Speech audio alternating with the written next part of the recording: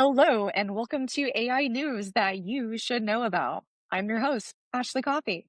And I'm Daniel Hill. Every week in about 15 minutes, we cover the AI news stories that you need to know about. This week, we'll be talking about OpenAI and Microsoft saying they've signed a non binding memorandum of understanding for the next phase of their partnership, and they're working on finalizing those terms. We'll also talk about how the $0.5 billion Anthropic settlement has been skewered by the judge, and this settlement has to do with authors in pirated books over AI training. We'll also talk about a new startup's plan to make podcasts for $1 per episode and a California bill that would regulate AI companion chatbots close to becoming a law. We'll be covering all of that on our show today, but first, here's a quick word from our sponsors. Welcome back. Let's dive into today's stories.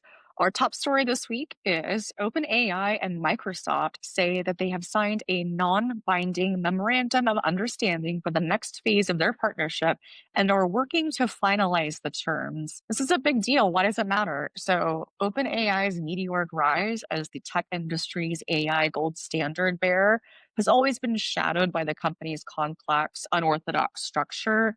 And what it means by that is the non-conventional nonprofit structure and how it's trying to transition to have a for-profit arm. Very interesting stuff here, but apparently, according to this revised partnership deal, this clears a path for ChatGPT to restructure itself. So they're inching closer towards that profit arm, which this is a really good thing for people to pay attention to because it will be a really good use case of the examples of how the tentacles of ChatGPT are setting itself up for like fast profit. That's always been the case, but there are things that we do need to consider here before we go all in on for profit, and that's like AI legislation regulation, which according to this and what we know now in the US, it very much a clear path for the benefit of ChatGPT, OpenAI. So we'll see where this goes, but I'd love to hear your thoughts, Daniel.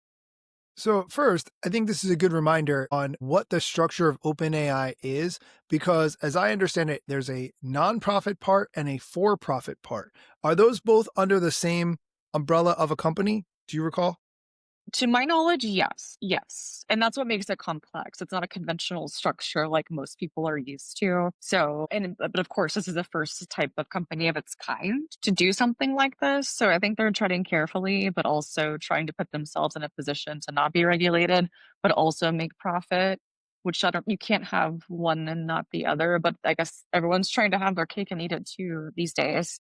Yes. The article that you linked to said that Microsoft's goal was to get continued access to OpenAI's technology and products, which says to me they're not building enough of their own internal AI products, or they don't think their AI products are as successful as what OpenAI is doing.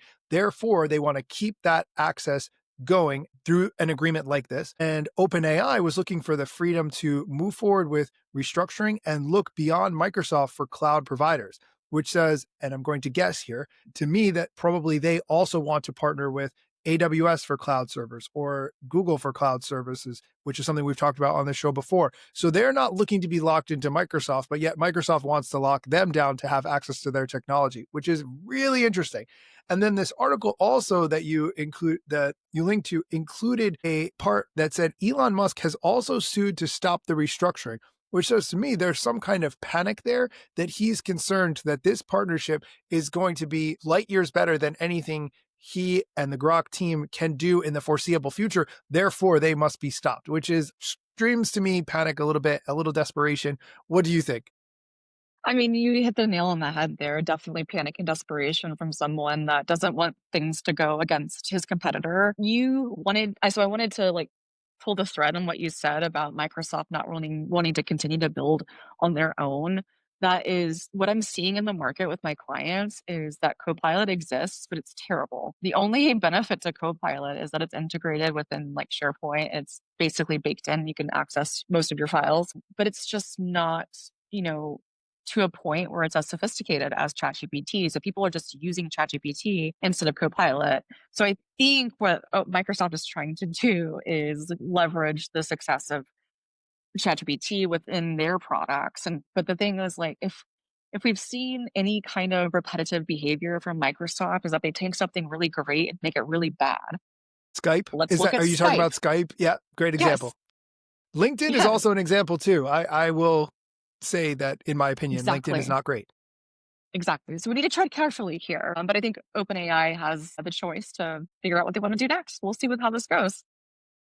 All right, this next one, a really big one here because this was the top headline, I think, at the beginning of the week. And then by the middle of the week, the headline changed.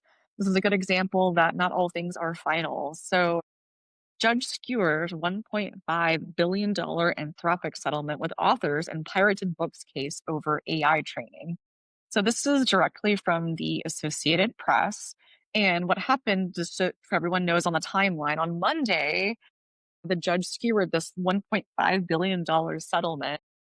And the reason for that is after spending nearly an hour, the U.S. District Judge William Alsup scheduled another hearing in San Francisco on September 25th to review whether his concerns have been addressed. And his concerns are that he's basically the concerns are quote unquote troubling, and they're really wanting to make sure that the publishing side doesn't create something that is going to be forced down authors' throats. So the judge feels like he was misled in this, which is why they want to go back and review all the information. The judge said, quote, demonstrated a lack of understanding of how the publishing industry works. And that was from the CEO of the Association of the American Publishers who attended the hearing. So the judge's misgivings emerged just a few days after Anthropic and attorneys who filed a class action lawsuit announced the settlement that was designed to resolve the pirating claims and avert a trial that was scheduled to begin in December. Uh, Long story short, this proposed settlement would pay authors and publishers about $3,000 for each of the books covered in the settlement. And one of the attorneys for the authors told the judge that about 465,000 books are on the list of works pirated by Anthropic. And the judge said he needed more ironclad assurances that the number won't swell to ensure the company doesn't get blindsided by more lawsuits coming out of the woodwork. So I totally get that. What are your thoughts, Daniel? So I think this one is very confusing because the judge had said that training the AI chatbots on copyrighted books wasn't illegal. But what Anthropic did was acquire millions of books by using pirated websites. And that's what they used to train their Claude model. And the issue isn't that they put books in, the issue is how they got those books. So if they had bought them all legitimately from Amazon.com as a user, for instance, that probably, I guess, would have been fine, but it was because they used pirated websites in order to get those books. So if you're a company and whether you're a startup, there's investment costs. And if you're going to train a large language model on data, you're going to have to buy that data rightfully. And if that's what the ruling ends up being, and that's why Anthropic has to pay out a settlement because they didn't buy those books originally, that 100% makes sense. You make investment costs in a business, whether it's office space or server space or humans as people, all of these things have costs when you start a business. And so that makes sense. I'm interested to see where this one ends up. Yeah, me too. Me too. Everything is going so quickly, it's hard to keep up. And another example of like what happens in the courts is going minuscule of the speed as technology is happening all the time. But yeah, we'll see what happens with this. Excellent. We are going to take a quick break. When we come back, we'll be talking about a new podcast company that's an AI startup and plans to produce podcasts for $1 per episode, and a new California bill that will regulate AI companion chatbots. Stick around. Welcome back. Let's continue with our stories. The next one is about an AI startup that plans to produce podcasts for $1 per episode. They think they can produce 3,000 podcast episodes per week. A little bit about this company. It's called Inception Point AI, and the CEO was previously the chief operating officer for the podcasting company Wondery. So this is someone who has industry knowledge and insight. The plan that the company is looking to do is to be able to produce each episode for around $1, depending on how long and complex it is, insert advertising with that episode. So if 20 people listen to that episode, the company will make enough in ad revenue to make a profit without factoring in, obviously overhead and all the other things. So why would they do this? They're just looking at how can we make money as quickly as possible. But this is where the term AI slop comes in. Is this really going to be something that people want to listen to? The contrast here, or the point that this article makes, which we'll link to, is some people use the term Luddite.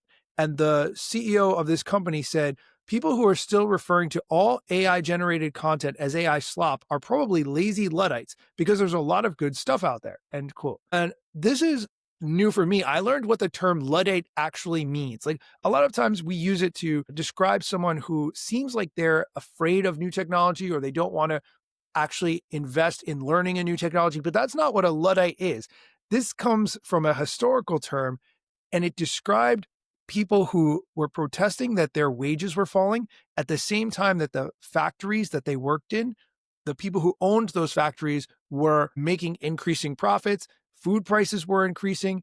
And so they weren't anti technology, they wanted economic justice. If there's profits and costs are going up for individuals, that profit should be shared accordingly. But now we use the term Luddite as an insult. So when this CEO was saying, if you don't like this AI generated podcast, you're a Luddite, that's not really a good description of it. I want to just get, Ashley, your thoughts. What do you think about AI generated podcasts in this scenario?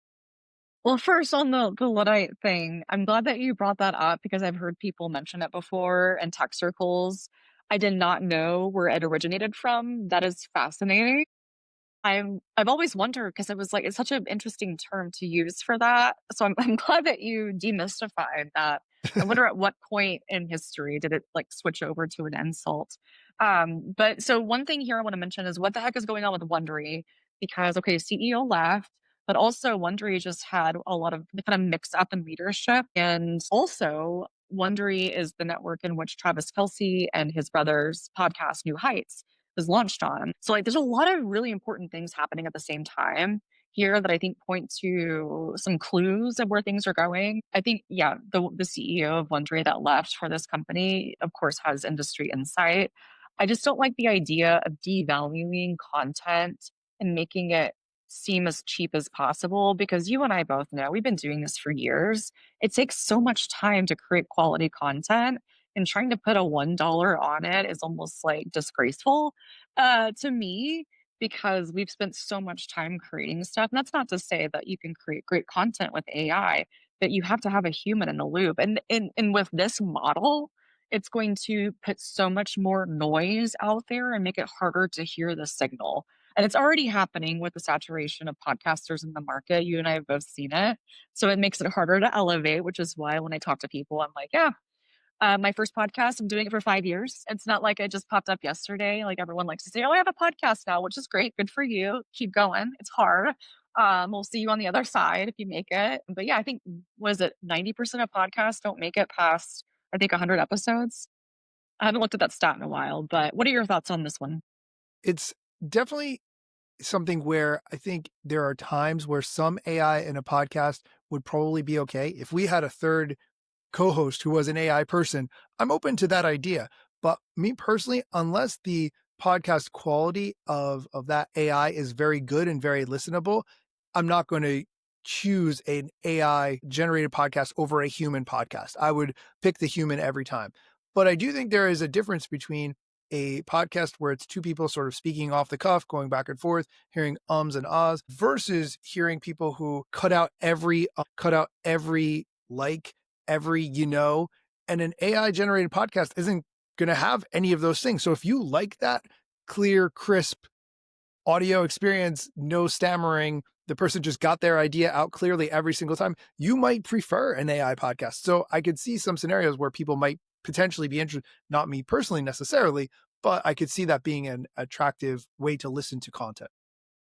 Totally, totally. And it's interesting because like the tool that we're using, we have the tools to do that, to like remove the ums and ahs and the blank space and all of that. But it's about quality. I think we're just looking at that pinnacle of quality over quantity. So I encourage everyone to consume responsibly. Let's go on to our last story.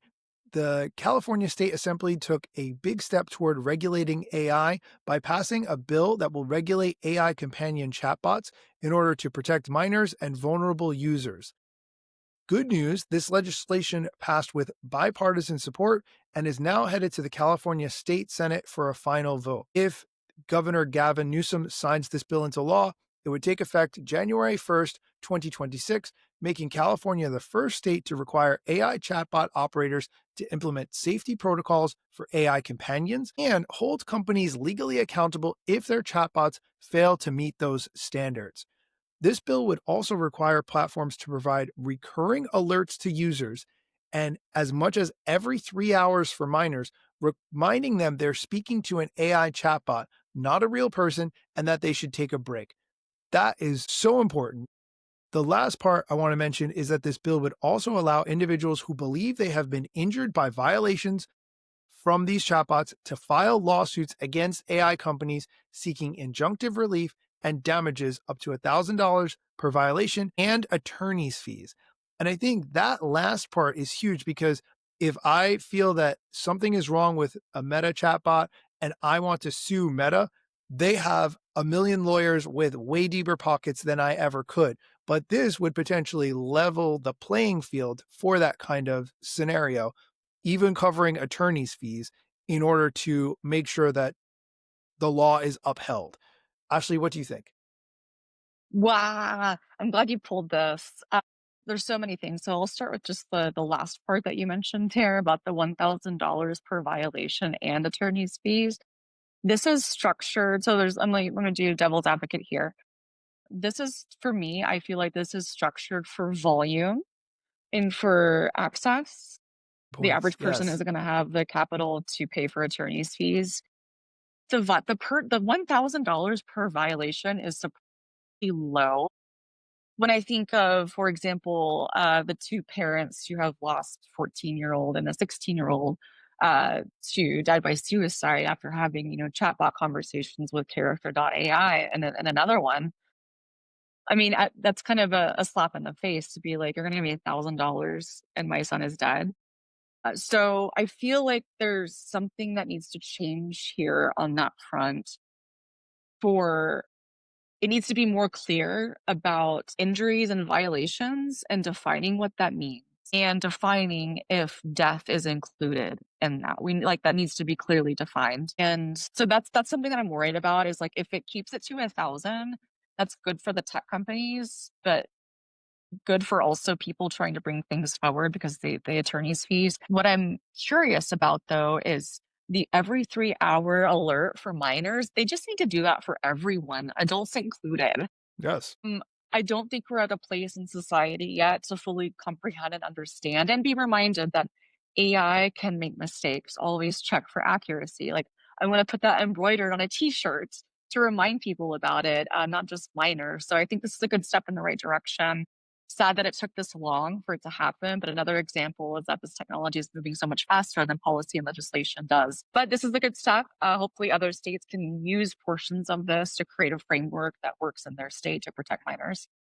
I'm glad you brought up about the $1,000 per violation because you're right. That is a plan to increase volume of potential lawsuits, not waiting until something major happens like a death and then try to get a big one, right? It's about a lot of small paper cuts as opposed to one giant. Probably shouldn't use that illustration. That's it for our AI news that you should know about this week. And now a new fun section that we're trying. What's the best thing you used AI for this week? Yes. Okay. So I've been using Perplexity's comment browser because it has the agent feature in there. And I've been applying for a lot of like small business grants and some media badges in different places. And typically, when I fill out those applications, I'm putting the same information in over and over and over. So I have websites, and one of my websites is my own website, ashleycoffey.com. I keep most of my information there. Some of it is like publicly available, but I do have stuff that's like on the back end that I remember the URL for. So I use Perplexity's comment browser to fill out my forms, and I use my personal website as a reference. So I say, fill out the information in this form using my website as a reference, and I'll, add anything else to it. But while I leave that to do its thing, I can go work on something else. So it's saving me, I don't know, 3 minutes here, 2 minutes here, which adds up throughout the day. I just cannot say enough great things about Comet, Perplexity's browser. I wish GPT or OpenAI had something similar. I know that they're working on it, and they do have some agentic capabilities, but nowhere near on the Comet level, in my opinion. What about you, Daniel? That's fascinating. I saw someone say that ChatGPT doesn't know how to alphabetize words properly. And so I wanted to do a little test. I don't always trust what people say on the internet. So I asked ChatGPT, give me a list of 100 random words. Once I got the list, I said, okay, please alphabetize them. And it did not alphabetize the words in order. It got about 90% of them right, but some it did not. And so I said, hey, these words are not alphabetized. Please check again. And it said, oh, you're right. And then it took another 3.5 minutes to fully alphabetize that list of 100 words, which again, it was 90% right to start with. So it was strange that it took so long for me. But like you had mentioned just a minute ago, AI isn't always right. AI isn't infallible. It does make mistakes. And so it just kind of reminded me of let's not pretend it's the greatest, end all be all, because mistakes still get made. Mistakes are what make us human. So I'm not sure that's a commentary for another time. But just a reminder, double check what the AI is doing. Always, always, always, always, always. And tell your friends, tell your grandparents, especially, because the rise in scams using voice replicators to replicate, my granddaughter called me in a panic. She got in a car accident, said she needed $1,000. Like, people can really recreate these like urgent situations. So just, always trust but verify. That's my advice here.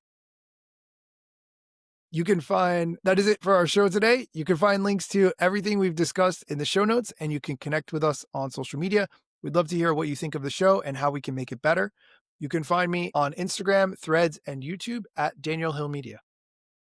And thank you for listening to today's episode of AI News That You Should Know About. If you really liked today's episode, go give us a rate or review wherever you listen to your podcast. Maybe that's Spotify, maybe that's Apple Podcasts. It takes a little bit of a time to do it, but it means so much and it helps other listeners find our valuable content. And if you want more tech talk, you can find me on my other podcast at Coffee and Code. You can also find me on Instagram at Ashley R. Coffey 89. That's AShleyRCoffey 89. And if you're interested in taking AI to the next level, I'm curious to talk to you. I have a business that specializes in guiding people through these transformations. And I'd love to hear how you are interested in implementing AI in your business. So reach out to me. Let me know what you think. Thank you for listening, and come back next week for more AI news that you should know about.